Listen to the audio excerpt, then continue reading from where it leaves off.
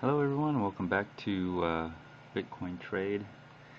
In this episode, sorry, it's just a boring episode, just a chart episode. I also talk about some of the things I'm doing with my trades as well. But let's go over the charts here real quick. This is a 2-day 50-minute of Mt. Gox US dollar, and I'm seeing something interesting here where I'm seeing Mt. Gox diverging more and more. Take a look at, let me see here, my touch screen. Well, okay. Okay, so that's a refreshed look of Mt. Gox. Okay, and then we'll go over some of the other ones. Oh, so for some reason my mouse is not working. Okay, there we go. So that's, you see it go up, peak out, excuse me, go up, peak out, come back down. Let me see if I use a pen, that works. So peaked up, came back down, so it turned over, and then it's going back up and it's turning over again, which is a little unusual because when I compare it to some of the other indices here, you see it's totally different. Bitstamp popped just like Mt. Gox and has just continued to go down. It's never, the two weighted averages have never really crossed over again, and it's just slowly coming down. So I don't know if that Mt. Gox is a forecasting indice now, because they all change. So you got the Bitstamp coming down, and ironically, and I'll just do it again just to make sure. Okay, so you don't think I just saved this. And then this is a Bitsy as well, and see that? So see some move, and that's what you're seeing. You're seeing same thing, pop, and then it turns over, and it looks like it was going to go up again, just like Mt. Gox, but it doesn't. It turns over again. And if you look here, you'll see that the candlesticks are hitting up against the lower part of the 10 candlestick, 10 period weighted moving average. So it's just hitting up against that as a resistance. But let's go to Mt. Gox again and see the difference. We're getting some divergence here, and look at that. It crosses over going down, and then crossing up. And on the top side of the weighted average here. So it's actually, this weighted average is being, the 10 period weighted average is actually being support. So we're seeing something different here. And also, for a while when it was popping up, everything was pretty much green except for these two, which were the original that I think turned red. Mt. Gox and all the other Mt. Gox never turned red, never went below their moving 30-day moving average.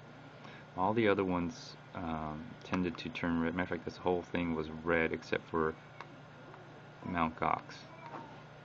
So I don't know what that means, but Mt. Gox seems to be really strong at maintaining its price. The disparity is getting way bigger. So let's go onto the chart here, and let's see what's happening. I got some new lines,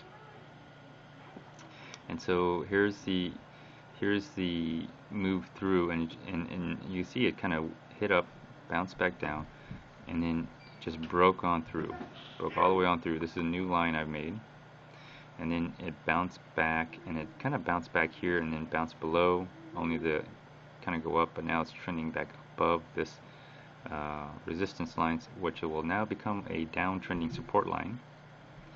And this is the new resistant line going on an uptrend instead of a downtrend right here. So let's back out. Now, sorry if I don't do any Bitstamp chart analysis or any technical analysis on the charts of Bitstamp or Bitsy, but that's because I'm not trading in Bitstamp or Bitsy. So let's pull out a little bit more, and again you'll see some new lines, and of course they make sense because I put them there, right? So, alright, so there we go. This is good enough. So here's a new line, from this low to this low, which is now giving me, and it's not uncommon within a channel, like I said, to have a downtrend and then an uptrend. So, but since it broke out of this particular line here, which if I back out even further, you'll see that this line is basically the tops of this two right here, and it's broken out. So this is a new line right here, and let's see here. Ooh, let's go to maybe 2 hours. Let's see a little bit better. No, 4 hour. Okay, 4 hours. You'll see it better.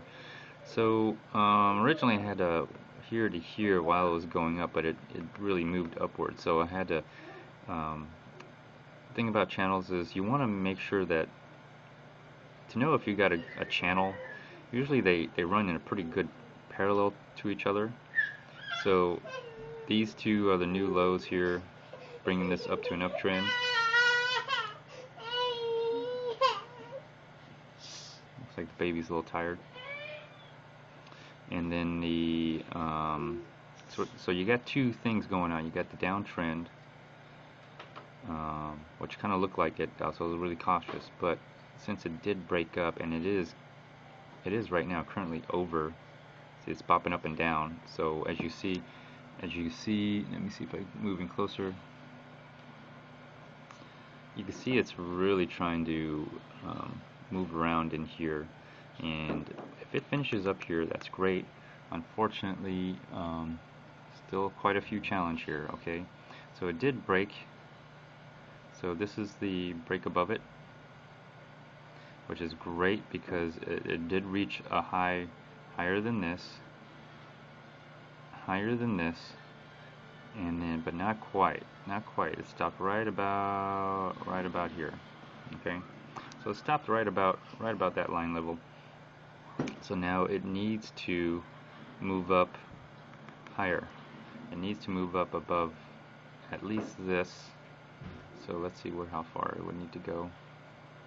So it needs to move right about here. It needs that much more further to go to continue on the uptrend. And I bet you if you took this line and I don't know if you can duplicate this line and keep it at the same angle, but if you just imagine another line going through right here, once you know it, that's probably the other part of, like I said, there's channels within channels. And so another channel, you can imagine coming here, crossing this top line, that may be the next uptrend here. So you got a lot of things going on. It seems more of a range because of the nature of what it's doing. So it's going to be ranging from here, but either way it goes, it works for me. So let's talk about some of the things that I've done to take advantage of the volatility or the movement in price. So some things that I'm doing now is, since I'm trading on Mt. Gox, a lot of the things that I'm doing, whether it's Overstock or whatever retailer, gift cards and everything, ironically, that's a way you can take advantage of the price movements when you are purchasing with your Bitcoins. So right now, if for example, this is a way you can really take advantage of the price movement, the value of the US dollar in relation to one Bitcoin. So for example, if I purchased, let's say, this is the ideal situation. You purchase, like at this price point right here, a gift card. It drops in price. All right, and one of the things you can do is, when I usually purchase, I do one or two things. I'll actually buy the Bitcoins to purchase, or I'll just take one of my Bitcoins and go ahead and make one of the purchases. With my Bitcoin. I didn't buy Bitcoins to make a purchase. I had the Bitcoin. It's already raised in value. It's appreciated and everything, and I make a purchase. One of the things I can do is like make a purchase on the high price. And whatever you purchased before, you could do a couple things. I mean, if the price goes down, you can then buy and replace the Bitcoins that you used to make the purchase up here. And so these are some other things that you can do to capitalize on some gains. Or that's a good way to make your Bitcoin last a little bit longer. You can really stretch out your Bitcoin, quite a bit. Actually, if you did that, basically this is like making a sell order, and then you basically covered your position at a lower price. So that's something you can do. It's not really a traditional form of a trade, but this is how flexible Bitcoin is. Okay, and this is what I'm saying. Like, the price of Bitcoin can affect your purchasing habit. The higher the price, the more you're probably willing to buy. And then when the price drops, I mean, you can do a couple things. I mean, if you're trading with basically profited Bitcoin, you can probably take that chance and buy it, make a purchase of some material, real world material stuff for you to consume or use, and then you can see if the price would drop, and then you're basically, like I said, if you have money in your exchange account, you should be able to buy at a lower price, and in that way you're actually paying less for your whatever you need to buy. So you're selling at a very high price, exchanging your credit for debt, or sometimes whatever, gift card, which is another credit, which eventually gets exchanged for debt. But when I say debt, I mean US dollars. Since I'm in America, I mostly say US dollars. If I was in Europe, I would say euro. If I was in Japan, I'd say yen, but I'm not. So I'm in America, so I say US dollars. If I was in Russia, I'd say ruble, I guess. I'm not sure. In China, I'd be like, I don't know what they call it, but the money, the paper money that has a Mao on it. I don't know what they call it, but the Chinese money, okay? And so that's another way where you can take advantage of the price fluctuations in accordance with your Bitcoin purchasing power. So your credit has a lot of purchasing power because that's all paid for, prepaid. If you understand what I'm saying. If anybody's new to here, please go back to just go back to the beginning, Bitcoin 01, and start from there. But that's what you're gonna, that's kind of nice. The other part is you can lose some purchasing power, because you'll buy low and the price goes high. It depends. If you need something, just go ahead and just get it. But if you're willing to take a chance on things, especially that the price has gone up so high that it might be a good chance to release some of your credit into a US dollar debt. So these are some other options that you can do that aren't really thought of as a trade per se, but as more and more retailers and other businesses start accepting Bitcoin as money, I know a lot of people.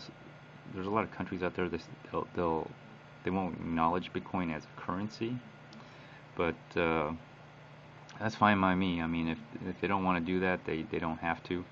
I'm assuming they're doing that because wherever you convert your credit into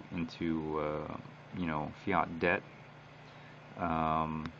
that's the only way the government can tax, is when you actually turn that into real money. Other than that, I don't know how they're going to keep track of all this, of me purchasing things for use. But again, that's something not for me to figure out. Okay, that's not my job. All right, people. I mean, IRS, let us know what you want. Otherwise, most likely people aren't going to do it. They're not going to really disclose it. Um, so you're going to have to tell people out there how to approach this correctly, because if you don't, they're not even going to approach it at all. So anyways, so these are some other things that you can do. So what I've done is I made some purchases. My wife said, hey, we need, give us some Whole Food cards. That, we enjoyed some chicken out there.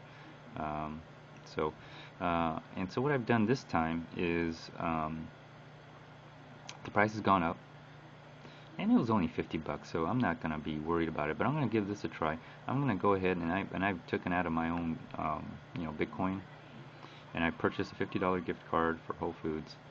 And now what I want to do is now I want to see if the price drops. And I already got some buy orders in here based on that. So even if, let's say, it never does drop, but in the future it does, I'll still have those limit orders in here where I want, to cover my purchase. So I cashed out, $50 worth of Bitcoin. I have a limit order here somewhere below this current price. So basically it costs me, less Bitcoins to expend. And so this is another option. So, sometimes, you don't, when you're just trading, you think of this as just a stock or a currency or Forex. Really it's just a video game at the end of the day, and you're hoping that, the US dollar amount, that electric, number, that digital number up here, and then your Bitcoin number, or vice versa. You're hoping that the US dollar goes up and also the amount of Bitcoins go up, but at the end of the day, it's just two numbers, and you're playing a video game. What I'm trying to do is I'm trying to bring some of this to the real world, bring out to, a way that I can really use it, have a good utility for it. And so far, I'm finding Bitcoin more useful than actual money. And although I'll do whatever, convert the Bitcoin to a some kind of, what I call a gift card, but it just feels weird because that's profited Bitcoins that I made through either transacting, or mostly through transacting, actually nothing but transacting, now that I think about it, because I don't mind. I trade, I transact, both in the real world and on the exchange, and wherever, some other exchanges, whatever. Local Bitcoins, for example, is another way of doing it. And sometimes I'll do a lot of blind transactions after you meet and are able to find a trusted partner. So there's a lot of things you can do, a lot of ways you can do with it. So I hope this helps out. This concludes this portion of the episode, and I don't know what I'm going to do on the next episodes. I'll try to think about, what other things I can, disclose to you. I don't know if it's going to help or not, but whatever works. I'll try to think of something. Anyways, feel free to comment, like, dislike, or leave a video response. So, till next time, stay tuned. Bye.